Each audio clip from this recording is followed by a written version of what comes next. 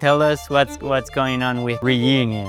I went from handing samples to actually, guys, we need to triple our production. So reunion, as you said, it is a word that is spelled and said the exact same in many languages. I think the population density is going to be really good for you over here. Yeah. You gotta love what you do in this industry, otherwise.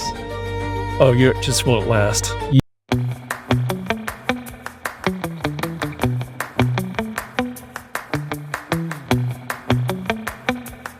Well, welcome to a new episode of Puro. We're here with Ismael de Sousa and Andy Brook. Luckily, I was gonna interview Ismael, but he's like, "Hey, I have a good friend that wants to pop in," and we're like, "Sure, let's do it." How are you guys? Good. We're doing great. Getting ready to open the bakery next door. Well, don't say anything yet. We're just getting started, right? I'm sorry, guys. I'm sorry. So what's new, Ismael? Like, tell us what's going on with the reunion. Well, what's new is that we're again delayed. Okay. It's just the reality of it. Yeah. A friend of mine asked me or told me, "You want to hear?" He's an engineer. Uh-huh. He does a lot of projects like this. Right. And he's a joker as well. So he tells me, "Do you want to hear a joke about construction?" Yeah, sure. It's not ready yet. Well, yeah, it seems to be the reality of every type of construction because I've also had done some flips in the past, and then always it's like 1 month or 2 months, later than what we expected to be ready. Yeah. And it's really frustrating because you don't get to like work. For me, I wouldn't be able to sell the house. Yeah. And yeah, it's like we were having this conversation. It's frustrating for you because you cannot show your product or anything. Yeah. But yeah, going back to that, I was telling you that I love your name because you represent like a reunion in Venezuela, and it's like having a get together. And I feel you represent that name because going to your restaurant it feels like that. You're very friendly and open. Like how did that concept come to you? Well, reunion, as you said, it is a word that is spelled and said the exact same in many languages. Okay. Spanish, Portuguese. I was born speaking Portuguese, so Portuguese, French, English. Maybe there's a few more. I'm skipping, but so it really is a word that no matter where you're from means the same, but it also means the same. Like the meaning of the word is still the same. Coming together, uh, meeting, Meeting people. and that was kind of like the idea or the soul behind the brand. And how do you, but when you open the place, like how do you conceptualize that into like, knowing your clients, um, being there for recommendations? Because sometimes it's pretty hard, when you have your ideas, you have your restaurant, but people behind like ordering food, they don't know what to get sometimes. Like they're like, oh, this brand new, like, and they might not be getting the best experience because it might be too new for them. Yeah, I think I don't know what you think. For us, it's a lot of word of mouth. Do you guys have a PR company? We do. So we haven't introduced Andy. What the hell does Andy do? Well, Andy, I'm gonna introduce Andy. okay, yeah, go ahead. At this point, we should just start a podcast together about restaurants in Denver. 100%. Oh my gosh, yeah. We're gonna do some restaurant. Um, uh, how do we call that part? Just some controversial restaurant questions. Uh-huh. Don't worry about it. Oh, there we go. Yeah. But Andy runs a restaurant called Point Easy. Uh-huh. Point Easy, to me, one of the best. I described it the other day as Italian restaurants, but he corrected me and said, no, we're not Italian. So I don't If you change the words on the menu, it would be Italian. Okay, I see what you're saying. Yeah. To me, one of the best in the city. Actually, I believe I named it last time. And we also a provider of his bread. Okay. Not right Yes. now, but most of the time. Not Most right now because What do you get at his restaurant? What's your like dish to get to? to anything. All the pasta dishes are incredible. Okay. They do a beautiful charcuterie board with this bread, the sourdough bread that a local maker in down Nace. You need to get the charcuterie board. But for real, the dishes are some of them very classic, but they're just made well. Okay. And I think that to me is what makes a good restaurant. You don't need to like give me a foam of something or I don't know, the smokiness of the Yeah. Pacific Ocean. Something that's nourishing. Don't need to serve it on a log or anything. Yes, exactly. It could be on a plate. So it can be on a plate. A plate can be thoughtful without it being too like crazy. So yeah, I mean, Michelin recommended restaurant Okay. Hopefully. for a reason. Hopefully. So now, if you're seeing this, you have to go to this restaurant and also to Reunion once it's open, right? Once open, yes. In like 2 days. Yeah, 2 days. Well, by the time the podcast comes out, because I also take my time editing this, so it might be probably open. it might be open. Yeah. So tell everyone, how did the concept of Reunion came to you? Like, what you're serving, what are you presenting to the people, and what's like you're most proud of, let's say, product that you feel that represents Reunion. Well, I think the concept is part of the identity of the brand means it's a multicultural, it's a reunion of culture, and a reunion of food or cultures in the food itself. So we use European technique. I was born in Europe, so I had to have some of that with South American flavors, and then now local flavors. So, for example, one of our signature pastries it's a sticky bun that has nothing to do with anything you find in the U.S. Yeah. But we use, some local ingredients in it, but mostly is European techniques. So lamination coming typically from France, or the people who understand about this would say actually it's a Austrian thing, but that's for a different podcast. A different podcast. But anyway, yeah, European technique and then South American flavor. So it's made with piloncillo and anise, and it has cheese on top. So when have you gone to a bakery? Well, you have because you're Venezolano as well. But you never go to a bakery here and have a sticky bun or cinnamon roll Yeah. with cheese on top. Yeah, no. And for you, like, why did you decide to use Ismael bread in your restaurant? Like, Oh, yeah. what was that's a the great reasoning question. behind that? So, So close. one of my partners was routinely buying his burger buns. Okay. Just walking up to the counter at Reunion. That's what it was. Patrick. Yes. And he was like, "This guy's bread is just ridiculous. You Okay. got to try it." And I really like the idea of working with somebody who's small, local, that I can have a relationship with. Like, we have relationships with like the ranchers that we use, the farmers that we use, people like that. The people that we buy our fish from. And I really like that. I think it's really important part of the community Okay. aspect of doing what we do. And so I just walked over one day and I was like, "Hey man, I hear your bread's pretty good." And we were using Rebel at the time, and it wasn't great. Okay. Rebel's fine, but like your product is just so much better. Yeah. When it's good, it's good. You're fun to hang out with, and we might ride So, motorcycles together. So You might think that, like, Might go to Patagonia. yeah, might go to Patagonia on Oh. motorcycles. I just learned that he likes to drive a lot, so Okay. not too close. I'm probably gonna get tired before you do. He's run a restaurant in Charleston. No, No, where the hell it is? Oklahoma City. See, same different. In my head, all the states sound the same. Yeah, so close. So yeah. And he drives every time. Oh wow. Yeah. How long is the drive? It's about 9 hours. 9 hours. Yeah. Okay. I like to drive because I can't do anything but drive. So Yeah. it's almost like a half day off. Yeah, no, it's pretty. I can relate to that. I moved to Miami like some time ago, and I obviously came back. But I did the drive a couple of times, Yeah. and it was I liked it. Yeah. Podcasts and audiobooks and Yeah. stuff. Oh Yeah. man. I think you like it or you don't. Yeah. No, yeah. I'm not a big fan of just sitting around. Also, there's chunks of it that are just boring. Oh yeah. Yeah. Kansas, Oh yeah. It's an acquired taste. yes, But and going back to that, like, do you think there's an opportunity for a business?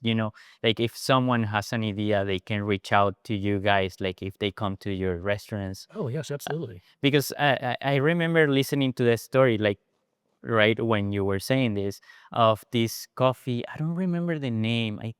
But it was like made in the 50s, 60s, and there were a couple of guys that went to Italy, tried their coffee, and once they came back, they're like, "Oh, this is the best, coffee. I'm gonna present it to people in restaurants," and that's the way they build their brand. Yeah.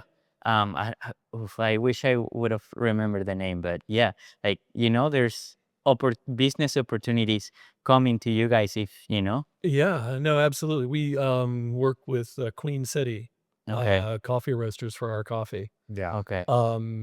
And it's same thing. Like I know there are three brothers that started it. I think that's right. And I know Luke, and we chat about Liverpool soccer Okay. all the time. Okay. He's a much bigger fan than I am, but it's just great to have that relationship. And it's just anytime you can build up like a local economy in a city by working with someone else who's Yeah. local, I think it's yeah. Okay. as much as possible. Okay. I Yeah. agree. Talk me about location. Like we are here near Wash Park. It's called Platt Park, this area, right? Or I think it's technically Platt Park or closer to Platt Park. okay. South But Carroll. but here you are like surrounded by like other type of restaurants. Like we're close to Sushi Den, and like it's a big food scene area, I guess. Talk me about like opening a restaurant and choosing a great location. Like how important must that be for somebody thinking about opening a restaurant? Well, I think you might agree that some locations are great and some locations are just destinations. Mm-hmm. Uh, Yeah. so destination meaning people travel to come to you. Right. And it'll be a little more inconvenient, Mhm. and also they need to put a little more effort, and so there's a barrier Mm-hmm. to come to you. But if you're in a destination location, is that well said? Yeah. I'm ESL here. Yeah, yeah. Not this guy. You're doing great. I'm doing great. Okay, thank you. Can I give me a medal? Yeah. So that means you need to do a really amazing job Mm-hmm. because people are literally spending time, not only money, but they're taking time out of their day to come to you. Yeah. They're not stumbling upon you. Mm-hmm. So this would be a better mix, I think, at least for us. Mm-hmm. I think Andy's you're also in the neighborhood. Yeah, it's I look around here and I think the population density is gonna be really good for you over here. Just lots of people living, in kind of this small area. Yeah. Mm-hmm. And, yeah, we're in a neighborhood as well. I think we're a little more of a destination That thing. just by the nature of the neighborhood that we are in. It's a historic neighborhood, kind of toward the east side of Denver. Not too like we're 10 minutes from your old location or something Yeah. like that, so not far. Yeah. But it is, you have to make the effort to get there, and you're not going to be walking down Larimer and all of a sudden like, oh, let's check this place out. Right. Yeah. What's impressive to me is the Plymouth, which is one of my favorite restaurants in Denver, has been over in that neighborhood for I think somewhere between 15 and 20 years, and that neighborhood was not great Yes. Yes. back then. It's come a long way in terms of just like crime and violence and all that sort Yeah. of stuff. It was pretty sketchy. Because I imagine it must be like kind of hard deciding, okay, should I pay this amount of, in rent? And would I see the returns on that? Or maybe I should stick in something in the middle, like, Yeah, I think for us, the way we came across our location was like it has to be said that first of all, when my partners and I started doing this, we had no idea what we were doing. Like pretty much none. We knew what we wanted the concept to be. We knew why we wanted the concept to be the concept. We knew literally next to nothing about anything having to do with permitting or, what a good lease looks like, Yes. anything like that. Mm. It's Was that your first restaurant? Mhm. Yeah, Fuck. it's been an eye-opening, Sorry, I shouldn't curse here, but I think good job. yeah. It's been an eye-opening for us. And so when we came across the space, it was the former, location of M&D's, Soul Food and Barbecue, which for 30 some odd years was like Yes. a cornerstone of the, Denver Soul Food and Barbecue community. So that meant a lot to us to be able to go into that space and do something that was sort of like spiritually consistent with serving the community by building a great restaurant in that space and giving a place to for people to come and gather. Yeah. So that's kind of the way we thought about it. I wasn't looking at like, well, there aren't a lot of high rises around here, so I don't know how many people are going to be around to come in. And Yeah. and like Yeah. I knew the Plymouth was up the street. I knew that those guys were making it work, and so we just kind of thought, okay, yeah, this is great. Okay. And at the time, did you feel the lease was expensive or No, and I still don't. I think we're in a good spot with that. okay? Yeah. Okay. And going back to you, Ismael, like you changed from coming from a source hotel, now you're, in this location, and you were telling me like how hard was the process into acquiring this location for you?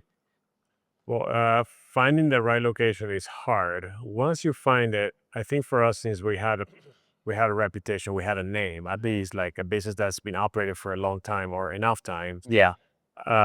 Once you find the location you want, typically if you work with a local uh, um, Agent. agent or a local landlord, someone who's local to the city and knows about what's going on, they're more than happy to take you in instead Okay. of having some new Mhm. person or some new concept that they maybe don't know Yeah. about. So that gives you a little more room for negotiation. But as Andy is telling you, like, well, right now it's a little different, but I feel like we still don't know anything. Like, I can't negotiate in my lease right now. I'd like a year and a half ago, and I feel like who knows? Maybe in a few years I'll regret what I signed Uh-huh. on that piece of paper or that digital paper. But the truth is that we try to see always what the numbers are, what the comps are, and see if Yeah. anything in the city or in the surroundings makes sense. Mm-hmm. This is definitely an area that it would be typically more expensive than Rhino or about the same depending on which side of Rhino you're on. Yeah. It's so tricky. Oh, interesting. Yeah. Huh.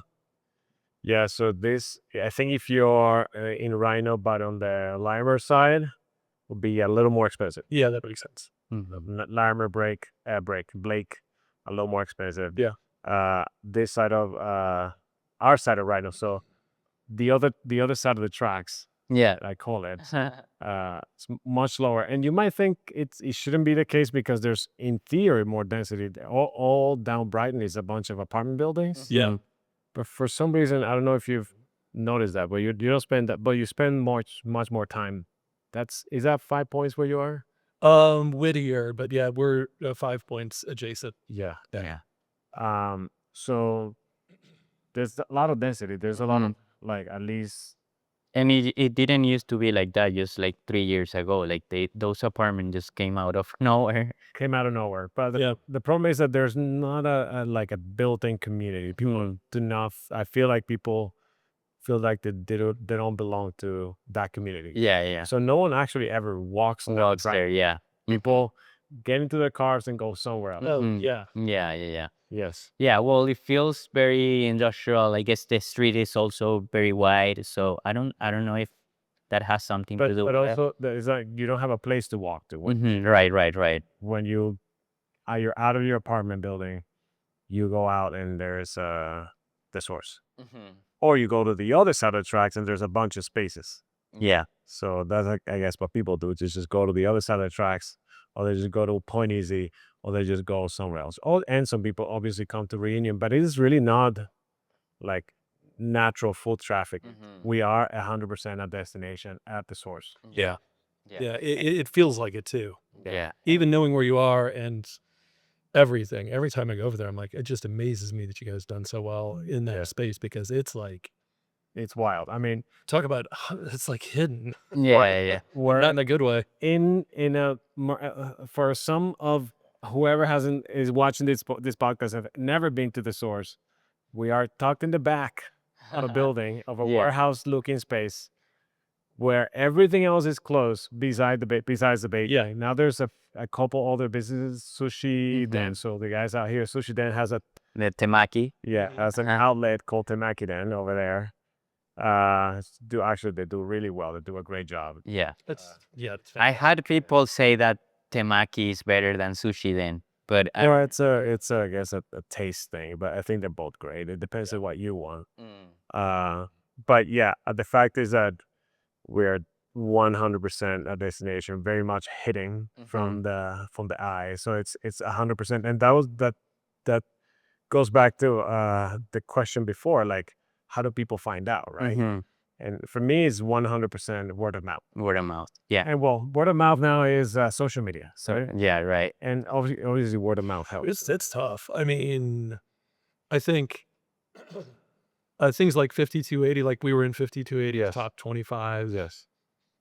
2 years ago, and I think 10 years ago, maybe not even that long ago, making that list was like a guarantee Yeah. of like traffic. Yes. And I found out that we made the list. We got all excited, Yeah. and it didn't move the needle like It even at all. translate. No. Like not Okay. at all. No. Oh wow. And I was chatting with another restaurateur who has Michelin recognition for his spots, not stars, but he's like either a bib or Michelin recommends or whatever. And I was like, is it doing anything for you? And he's like, it kind of did the first year, but like now it doesn't really do anything for us. Yeah. Mm. Yeah.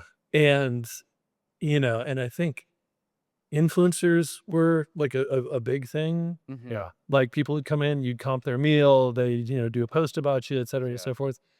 I don't know if that works anymore either. Like, Yeah. Yeah. It's But a tough world out there. Yeah, it sure. is. Yeah. Yeah. It is. Well, yeah, I agree, and also maybe for Ismael it's a little bit easier because his product is more, let's say, attainable at some point. You know, when you're in a restaurant, you need to sit down and order like Yeah. a couple of plates and things, and instead of for you get more like baked goods, right? Yeah. It's almost like grab and go situation for Yeah. sure. Mm-hmm.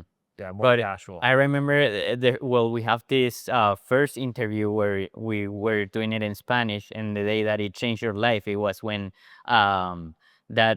that magazine wrote an article about you, So right? there are things that can absolutely move the needle. For example, twice. So in 2018, Bon Appetit magazine, which is a national book Yeah. publishing magazine.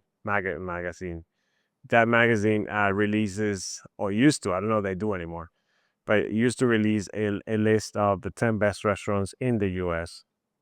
But they nominate 50 across the country, and they had nominated the bakery as one of the best restaurants in the U.S. That's fantastic. I didn't know about that. Yeah, I didn't know about that either until I found out. So that definitely, like, we went from being absolutely no one to people literally lining up Okay. to get stuff. That's fantastic. Yeah, that Okay. was incredible. That's awesome. We used to do a farmer's market, a different market in Cherry Creek, and I went from handing samples to actually, guys, we need to triple our production to be able to. So things like that, because after that, really, the Denver Post, the national, like local radio, local TV wants to know who is this guy, Yeah. who are these guys, like no one knows about, and they're one of the best in the country.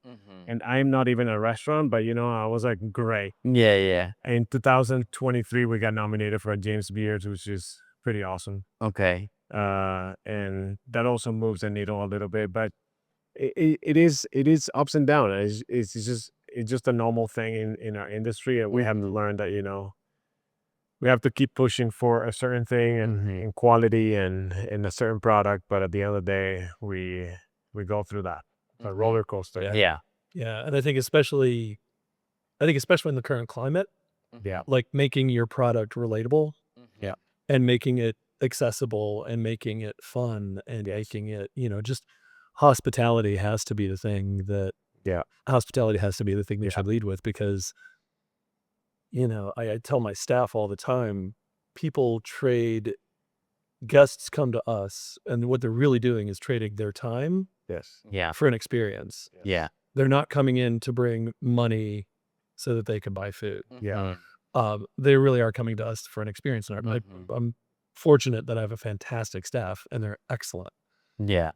at delivering experience. Yeah. Like, when I go I don't do it often enough, but when I go sit at the restaurant and, sit at a table and eat, a meal like Mhm. everybody else is, I'm blown away Mm. by how good our staff is. And it's a fun feeling to have I because it's bet. just, Yeah. so, I know we're always thinking about ways to make it more accessible, more relatable, especially, I think everybody's got massive uncertainty with everything that's going on, with, global politics and the economy, and anything that we can do to give people a space that they can come and just, have a great experience and maybe Yeah. put that aside for a while. Yeah. Talking about hospitality, there's a restaurant in town called Frasca. Uh-huh. It is definitely Italian, Uh-huh. or at least I hope. It's Hopefully, specifically around the region of Friuli. exactly. So it's very Italian. Hopefully, Bobby doesn't hate me. No, but definitely Italian. He used to work for Bobby. Oh, for real? Yeah. Okay. It's great. I love that. I love that group. No, but it's not Frasca what I was trying to come up with. What's the place in the Union Station? Tavernetta. Tavernetta. So, Uh-huh. well, that group is known for their outstanding hospitality. They Yeah. always are either nominated or winning Mm. awards for that. Okay. And I think their food is great. But one of the things you remember from sitting in one of the restaurants is how great the experience is. Okay. It's little details, and translating that to your staff, it's I think one of the hardest things if it's not really like professional staff, but it's just someone who's looking for a summer job, I guess. Oh, yeah. I bet. Yeah. Yeah. Yeah. Yeah. Because I guess you have to, people go through life and they're just thinking about the next day, but they don't understand. Like sometimes, you want to, it's your life passion for you, both of you. So you have to try to explain that to them that if somebody, goes out of there angry, it's like it crosses your heart, basically. Yeah. Yeah, totally. Yeah. Uh, Hospitality is everything. Okay. It's And how's your let's say anticipation of, because I think the move it's pretty big from coming from Reunion that that you said that you were hitting in the inside of the stores, now coming here, like, do you expect, I bet you expect more people to come in, but what's your thoughts about that? Well, we're hoping to have lines out the door on day one. Well, you know what? I am. This is for anyone that opens a restaurant. It's not my first one, so it's not as much. But this is exhausting. It is nerve wracking. It creates so much anxious on you. Putting your time, money, effort into something like this. So you're definitely expecting to get as many people as possible. They're supporters of your restaurant. Okay. But I forgot what the question was. But No, I mean, you kind of answer it. But and what about the marketing? Are you doing any type of marketing like in the area? Like, what are you doing to bring that people? Are you doing a big opening? so I have a marketing strategy that I'll tell you in private. Okay. Okay. But no, truly, we actually do have an amazing following. Mhm. They've been actually very supportive of our move, and I get asked at least 5 times a day. I'm not kidding you. When are you opening? When are you opening? And hopefully that happens very soon. I always say soon because every week I say soon, it just gets delayed another week. Yeah, yeah. So soon. No, and I tell you, like, I have some neighbors that are fan of Ismael of Reunion, and they were moving to Rhino, and From Wash Park. from Cherry Creek. Sure. And my girlfriend was like, they're so lucky they're gonna have reunion so close, but they didn't end up moving, and now Ismael is moving here, so closer to us. But that's how people see you. Like that's their some people have it as a weekend plan. Go to your restaurant. It's part of their routine on the weekends, I guess. Totally. Yeah, I think as of up until a month ago, I was very involved in my business. I'm there every day Mm-hmm. from start to finish. So whenever you walk into a bakery, except because the last few days Andy has been there, he has not seen me there because I'm doing other stuff. Yeah, That I think I think on one occasion yeah, I've been into the bakery and you haven't been in there. I think once. yeah. Yeah, and I think it's because you were on vacation. Was Thank goodness. But yeah, yeah. But that creates that nearness to your customer. Like I know I say hi to most of them personally, and obviously that is it's great. Like you can tell, like that's part of hospitality. Yeah. These guys not only serving me the food, but I know the guy making me the food, and Yeah. comes and says hi to me by name. Yeah. Uh, And they recommends this stuff. Hey, you should try this. ugh, but the evolution for me, and I think for any restaurateur, would be like uh, taking that to the next level, which it would be like your staff, you Mhm. know, filling those shoes. Yeah. So No, yeah, and I think the times that I've you know dealt with your staff, they're super friendly, and like I feel that if it comes from the chef, they would kind of follow that as well. yeah, yeah, you definitely create culture yeah, by how you lead. yes. Okay. So yeah, very much so. And going from to another point, like how do you guys see, like, do you like what Denver has grown into? Because you've both been in Denver for a while, and so do you like how the economy has grown, how the restaurant business have gotten into, and like what do you guys like would like to see growing into as well? We might have very different answers to this. How long you been in Denver for? We opened in 2022, but I've been in Colorado since 2018. Okay. Okay. Yeah. Oh, Saint. Oh, okay. So Really? yes. Oh, Yeah. yeah. I started up at the kitchen in Boulder as a line cook Oh, in 2018. Wow. okay. Imagine that. Yeah. Oh, that's a story. So it was fun. Similar. I just started working in bakeries in 2018, but my bakery opened the end of 2018, so I did it a little bit as was doing inside work. Yeah.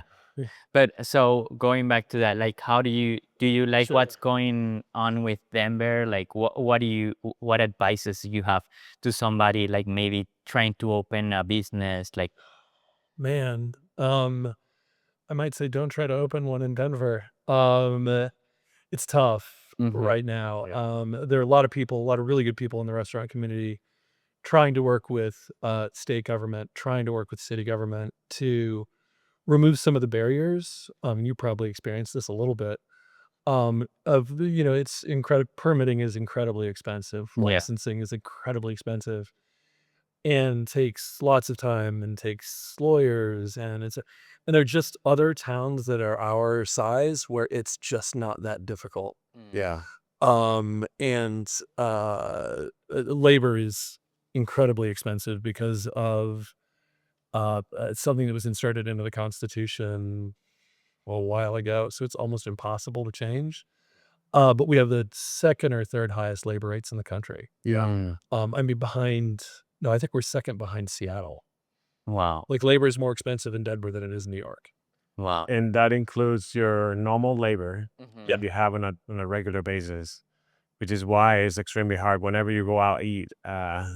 Do not ever complain about food prices because food prices are high. But add to that, someone's preparing your food.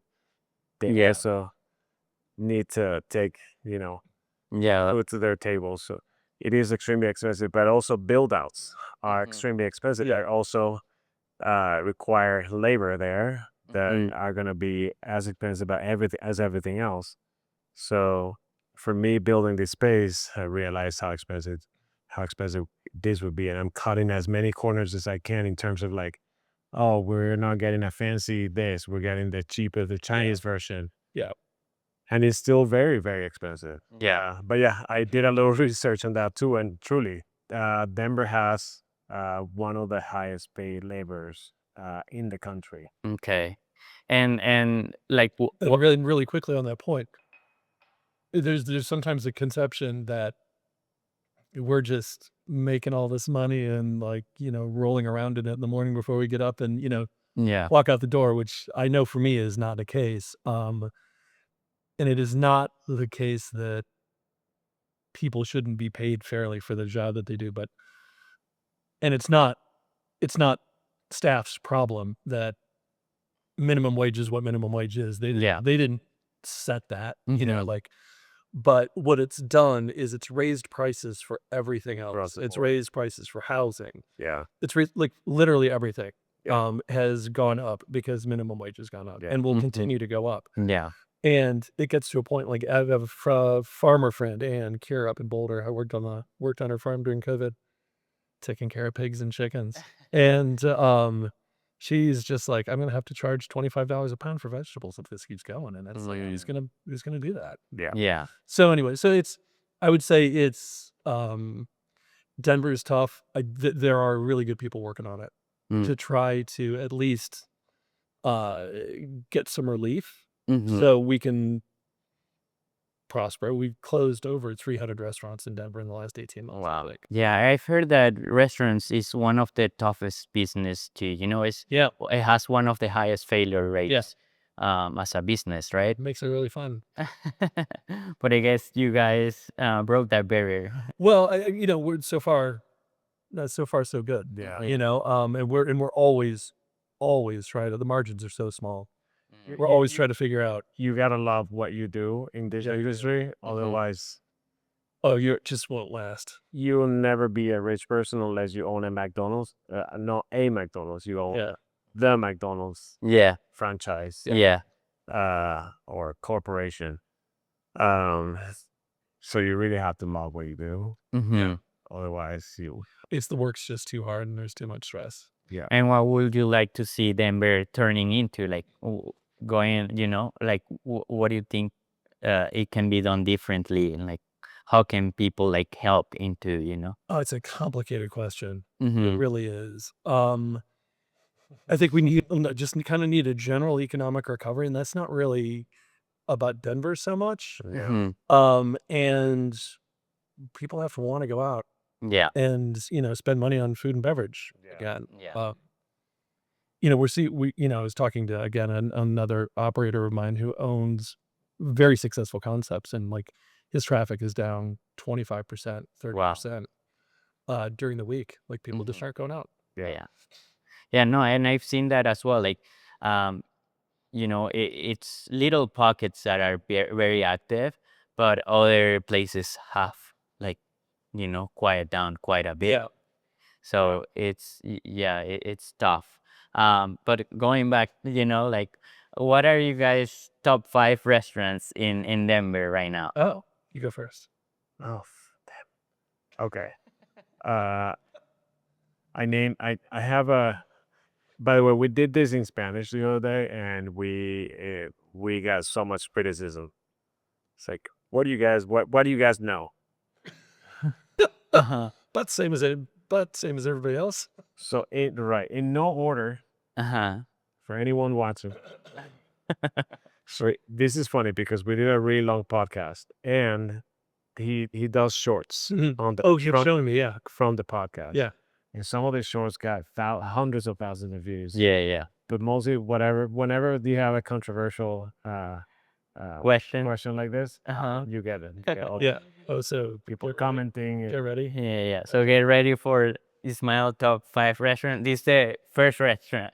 Restaurant number 1, not the best, but restaurant number 1 in any order. I think Johnny Curiel is doing a great job, Okay. Yeah. and everyone knows about it. Yeah. And he's in every magazine Yeah. Uh-huh. and in every food thing. that is Denver anything. Okay. And I think he just opened a place in Charlotte. I think Charlotte. I was confusing Charlotte and Yeah. and you and Yeah. Like, well, okay. But I got.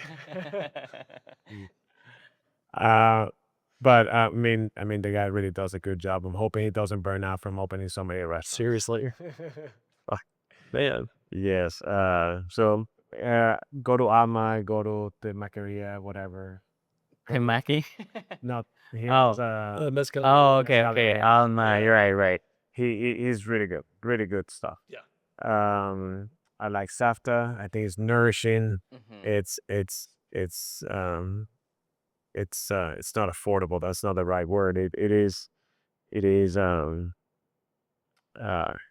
you can just casually visit it and it's fine. You can go for the brunch and it's very affordable. You pay I think like $50 or $60. You pretty much eat the entire menu. So Safta, amazing. Okay.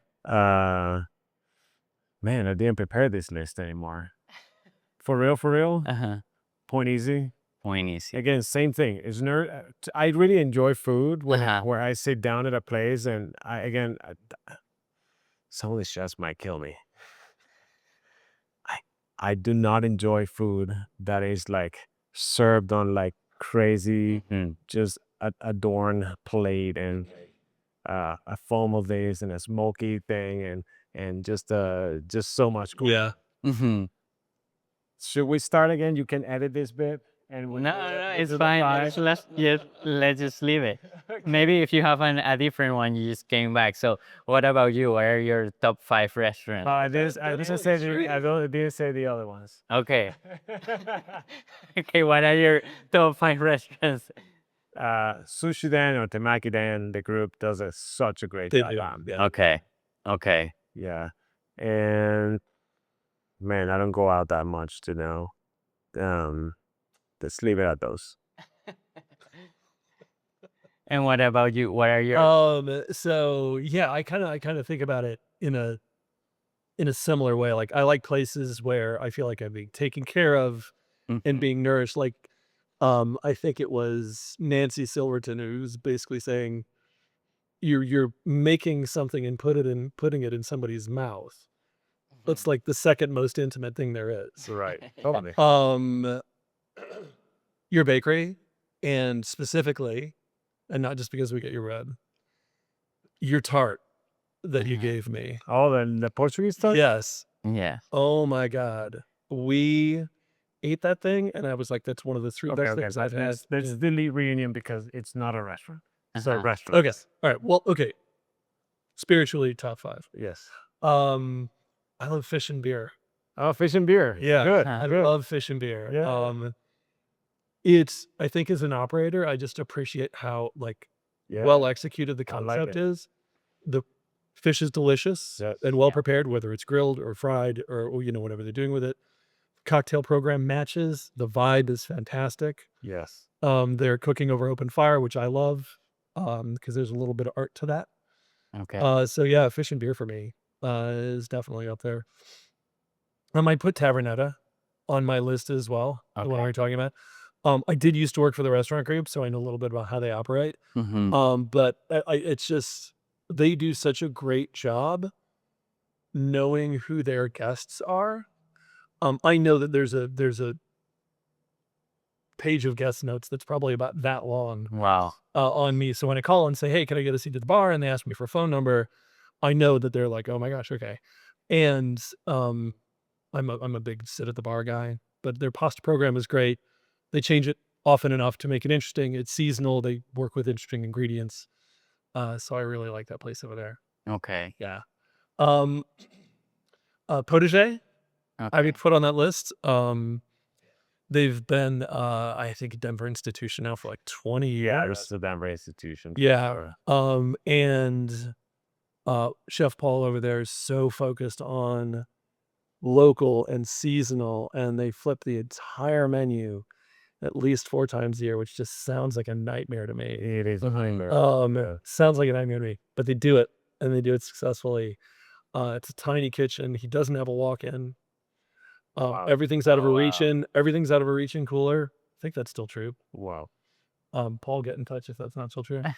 Um, And no, what the and it's just that room is so comfortable, and the service is great. The wine knowledge, all the front of house staff is fantastic. And he has fun with it. Okay. Yeah, which is great.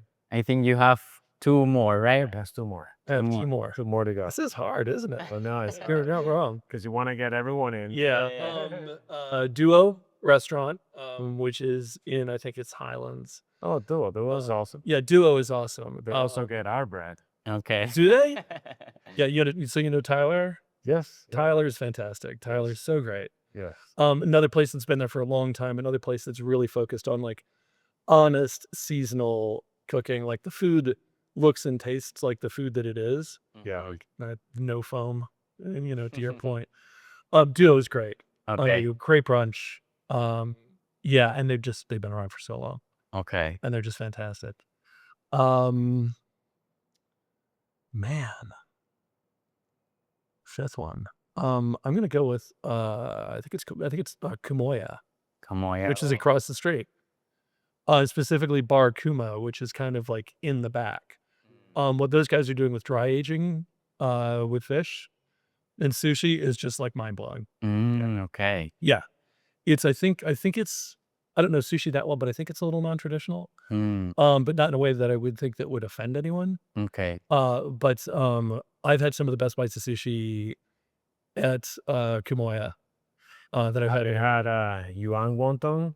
No. Oh yeah, We forgot about that one. yeah, you want one time? Okay. Yeah. Okay. Yeah. And then I wanted to ask you, so, you know, you're mentioning that he buys your bread and, like multiple people buys your bread. What part of the business, like what percentage of that is, part of your business and like compared to what, people come in and grab the things that they bought from you. So the bakery originally was called Reunion Bread because I wanted to make bread and I wanted people to buy bread, but no one buys bread in this country. Restaurants buy bread in this country. So people really do not go out of their ways on a regular basis like people do in Europe or people do in other places of the world to buy bread. So Yeah. most of our bread, most of the time during the week goes to restaurants, unfortunately, which is why I haven't put a lot of effort lately. We lost a bread owner about 2 years ago in a fire, and we haven't. Oh, that's right. Yeah, That's right. yeah. So Forgot about that. there's no money in bread, and I do it because I love it. Okay. So I'm gonna say on the bread side, it's like 90% wholesale, Uh-huh. and then 10% we sell at the store. The remaining. Okay. On the pastry side, it depends. It'll be like maybe 70 retail, 30 wholesale. Okay. Okay. So like for somebody that's trying to open a business, they can also think about, doing some wholesale thing and that would help them with their, income as well, right? Totally. Wholesale can be tricky. There's challenges into any Mm-hmm. type of business you do, but wholesale could be tricky because typically a restaurant will try and buy under, some certain conditions. So they want credit, meaning they'll pay you in a few days or in a few weeks, so they'll never pay you. I experienced that when a restaurant goes out of business. The last purveyor they're gonna pay is the baker. Oh, wow. Okay. Okay. Okay. Yeah, I can see that. Yeah.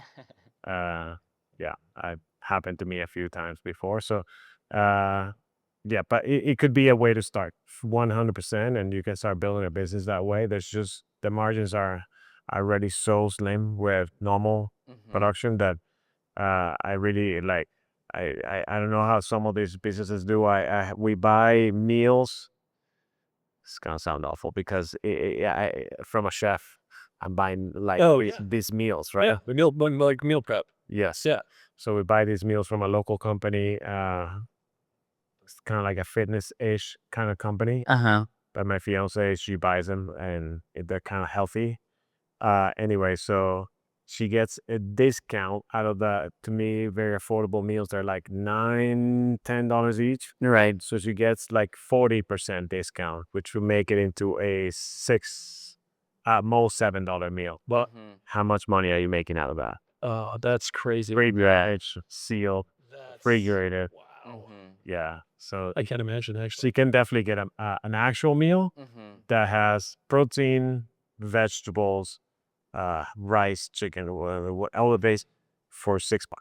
Wow. So Okay. I'm not sure how there's a so wholesale is It's really hard. good avenue to make some cash, but it could be more time consuming than money making. Okay. Any advice for somebody opening a restaurant? Let's say we already know your opinion, but let's say this guy is like Yeah. already said No. this gonna blow somebody's mind because my idea is so good. Like, Yeah. what ideas do you have to somebody that's already like set? So find a really good consultant who knows Yeah. everything about permitting, Yeah. everything about licensing, that can guide you through all of the processes that are going to trip you up. Because I think if you're like me, or if you're like Ismael, we're so focused on the concept and so focused on the product, and Yeah. we're essentially artists and entrepreneurs. Right. We're not we're not professionals at like negotiating any of that. And that is what will hiring a consultant might sound. This is not a plug for my girlfriend. Hiring a consultant sounds expensive. It will save you so much money in the long run and time. And that person will look at your pro forma, tell you if it makes sense, have a really good pro forma that you really think you can stand behind, Yeah. then cut your sales in half and see if you can still stand behind it. Yeah. Have a really good and just ask people like us for advice. Okay. I'll talk to anybody about anything if I feel like I can help anyone. And when I was opening Point Easy, because I'd worked at Frosca Hospitality Group, I went to those guys all the time, and they're like, whatever you need. Like, you need an insurance guy, we've got an insurance guy. Do this, don't do this. Like, this is the way you should be thinking about this. Like, here's an employee handbook. This is what we use. Go ahead and modify. Like, ask people for help. Okay. Yeah. Ask people for help, and then you become part of this great community Okay. of operators that we have here in Denver. Yeah.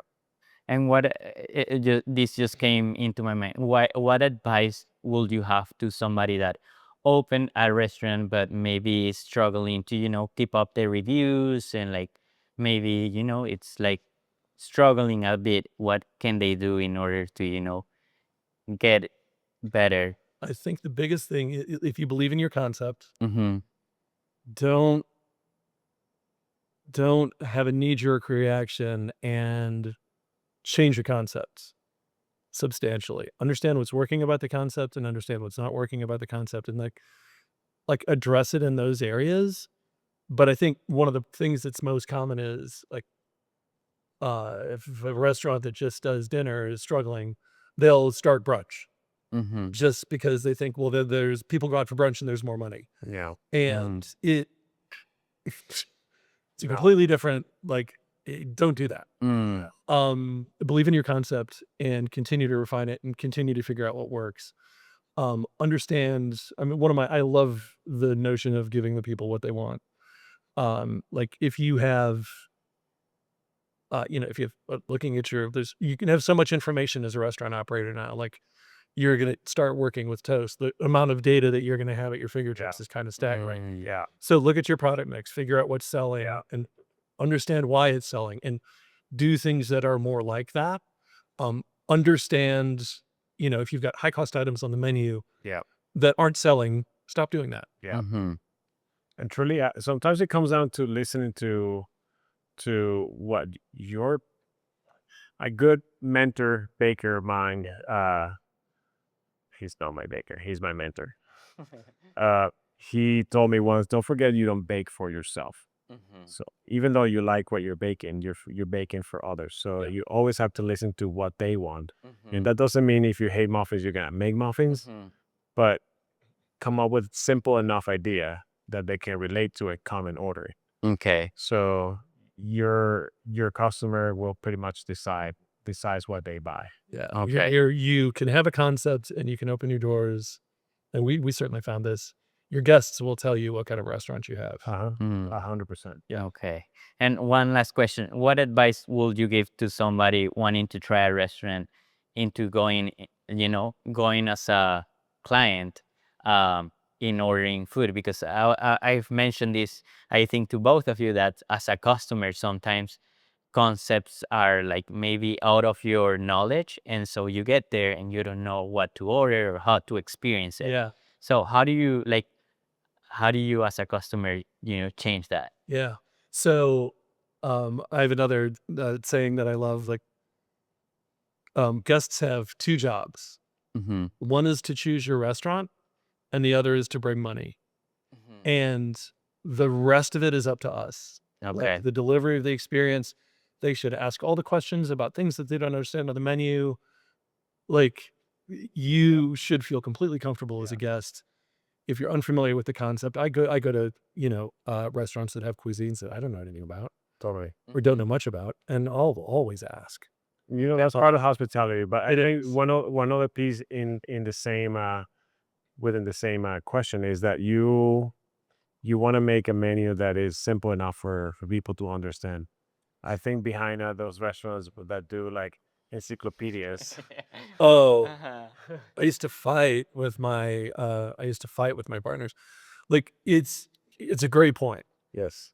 You you don't have to list every ingredient. Like, that's you're selling people dishes Yeah. by the way you're describing them. Yeah. Mhm. We had I've got time for kind of a funny story. No, So yeah, we go did a ahead. pop-up with a couple of chefs from New York who, at the time, were specializing in, like, charcuterie. So they're making all their charcuteries absolutely delicious.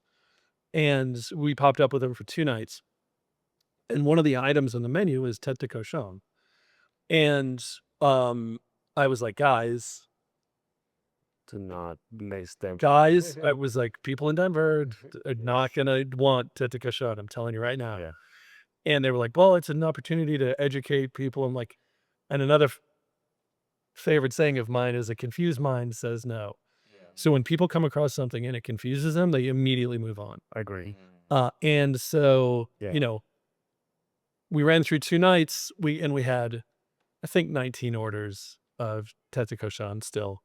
And part of the way pop-ups work is, as the owner, you pay for all that food, and then the chefs leave, and you can do whatever you want to with it. Yeah.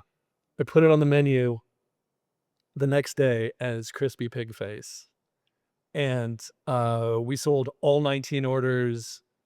We sold 15 orders that night, and we sold the rest of them, I think, before, like, 6 o'clock the next day. Wow. Yeah. So, I try to not confuse people with the way Yeah. we write our menu descriptions. Yeah. 'Cause it's really important. Okay. And it should, and it is hospitality. Like, make Yeah. it simple. Like, make it accessible to your guests. Yeah. Help them understand. Like, Yeah. they don't need to know that there's sumac Yeah.